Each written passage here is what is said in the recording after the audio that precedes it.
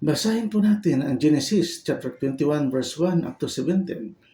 At dumalaw ang Panginoon kay Sarah ayon sa sinabi niya, at ginawa ng Panginoon kay Sarah ang ayon sa kanyang sinalita. At si Sarah ay naglihi at nagkaanak ng isang lalaki kay Abraham. Sa kanyang katandaan, sa tadhanang panahong sinabi ng Diyos sa kanya, at tinawag na Isaac ni Abraham ang ngalan ng kanyang anak na ipinanganak sa kanya, na siyang ipinanganak ni Sarah. At tinuli ni Abraham si Isaac na magkaroon ng 8 araw gaya ng inuutos ng Diyos sa kanya. At si Abraham ay may 100 taon nang sa kanya ipinanganak si Isaac na kanyang anak. At sinabi ni Sarah, pinatawa ako ng Diyos, sino mang makarinig ay makikitawa. At sinabi niya, sinong nakapagsabi kay Abraham na si Sarah ay nagpapasuso ng anak, sapagkat ako'y nagkaanak sa kanya ng isang lalaki sa kanyang katandaan. At lumaki ang sanggol at hiniwalay sa suso, at nagpiging ng malaki si Abraham ng araw na ihiwalay sa suso si Isaac. At nakita ni Sarah ang anak ni Hagar na taga-Ehipto, na ito'y nagkaanak kay Abraham na tumutuya sa kanya.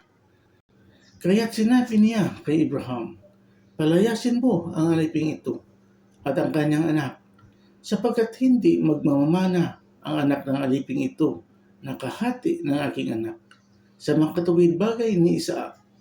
At ang bagay ni ito ay naging lubhang mabigat sa paningin ni Abraham dahil sa kanyang anak.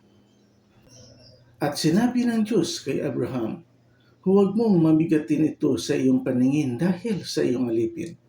Sa lahat na sabihin sa iyo ni Sarah, ay makinig ka sa kanyang tinig, sapagkat kay Isaac tatawagin ang iyong lahi. At ang anak din naman ng alipin ay gagawin kong isang bansa, sapagkat siya ay anak mo.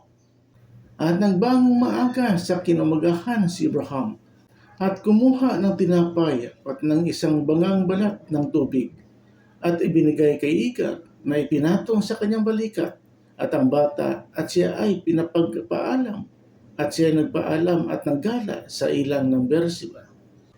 At naubos ang tubig sa bagang balat, at kanyang inilapag ang bata sa ilalim ng isa sa mabababang punong kahoy, at yumaon at naupo sa tapat niya.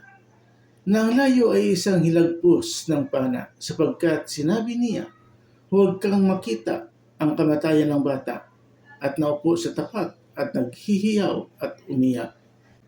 At narinig ng Diyos ang tinig ng bata, at tinawag ng anghel ng Diyos si Hagar mula sa langit. At sa kanya ay sinabi, naano ka, Hagar? Huwag kang matakot, sapagkat narinig ng Diyos ang tinig ng bata sa kinalalagyan. Amen.